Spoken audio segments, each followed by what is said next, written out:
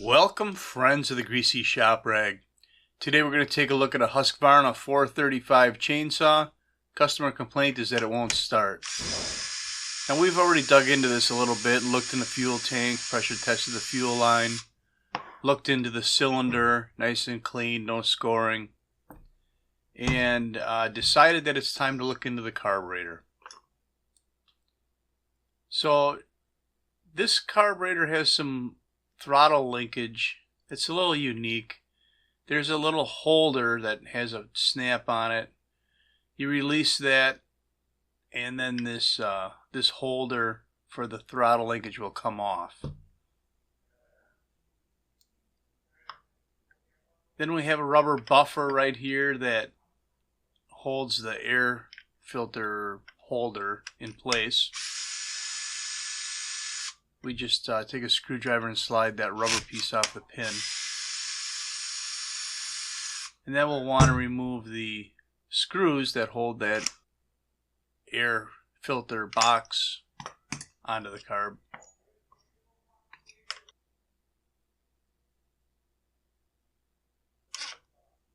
Some of them are easier to get at than others.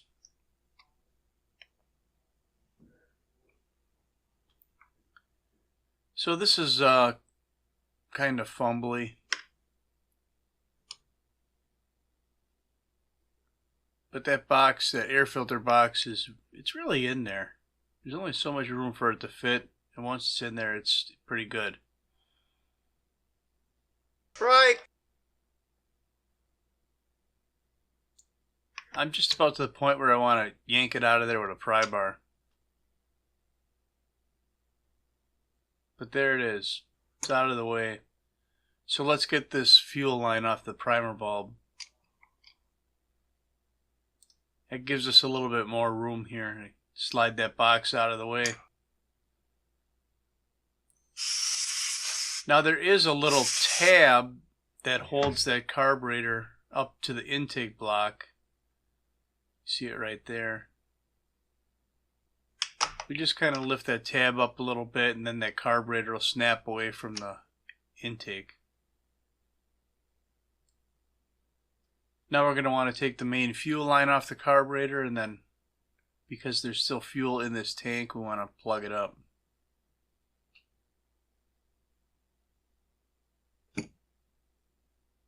There, harvested one carburetor.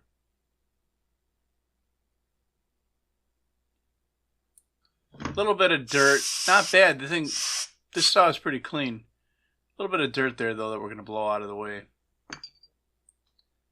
Now a lot of you are looking at this and saying, what did he just do? What was that? Taking a screwdriver and scratching that thing. Well, there's a few different layers on the bottom of this carburetor. And years ago when I first started taking these apart,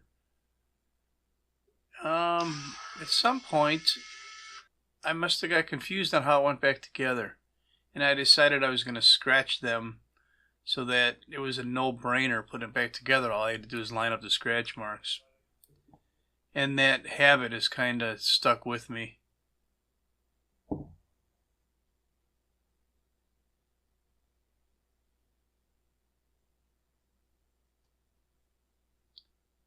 So our metering diaphragm, while it isn't very audible, it is very stiff.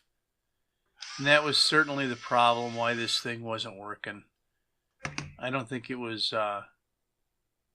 releasing. I think it was jammed against the metering lever, and this saw was flooding when he was trying to start it.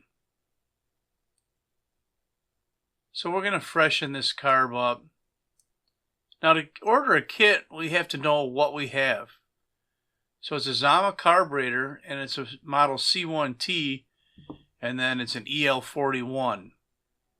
You need that information in order to look up the kit.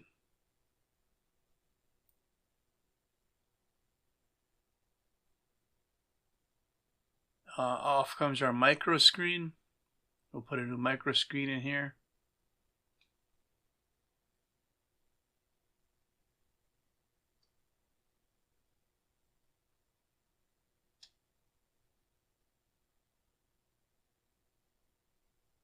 And then we'll pull our needle valve out.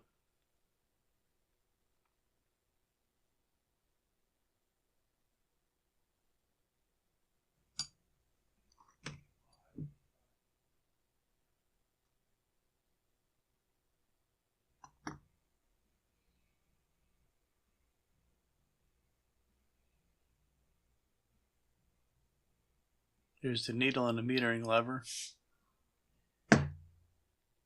Here's our new needle. Just making sure that the rubber tip is clean.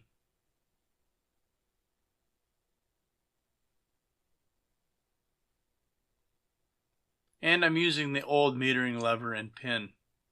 There's nothing wrong with them. And theoretically, it's already set to the right height.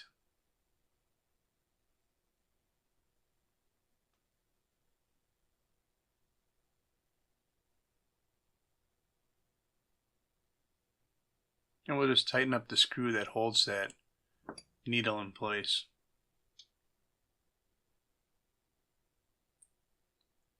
Now it's just a matter of getting the right gaskets oriented and installed in the right order.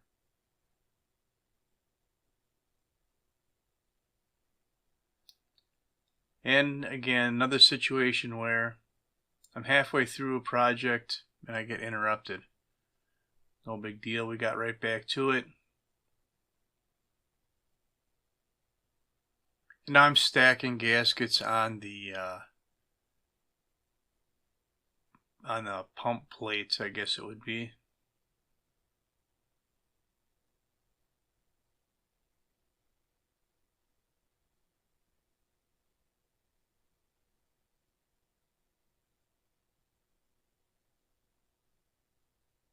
And once we got that all put together, we'll just drop it on top of the carburetor.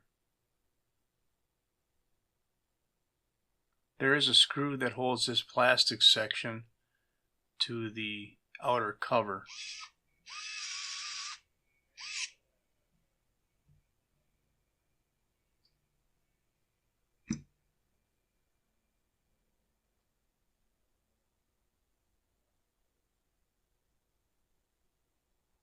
Can really only go one way, but if you look right there, you'll see the little scratch mark from my screwdriver. So I know I've got everything oriented properly without even thinking about it, really.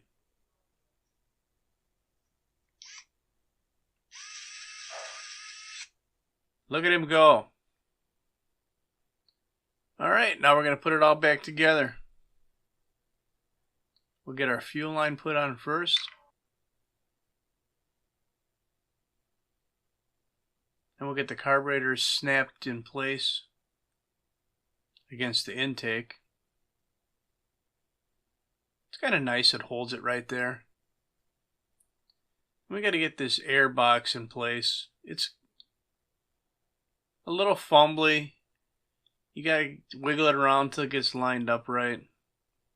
But don't overlook putting the fuel line on the back of the primer bulb first. Now there's choke linkage that has to be aligned with this red choke lever.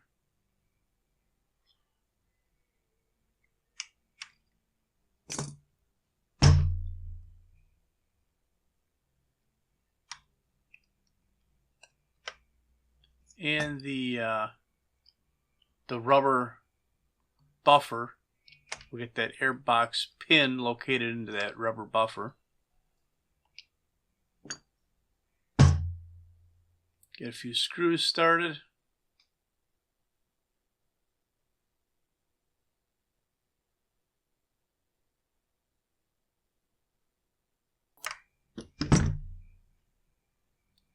So now here's the holder for our throttle linkage.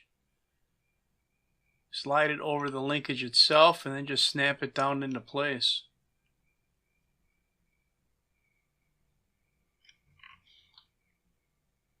It looks a little complicated when you first look at it, but once you've done it, it's really kind of a nice design.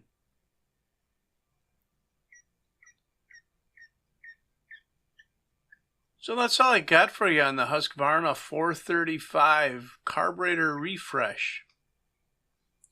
Thanks for watching. Later.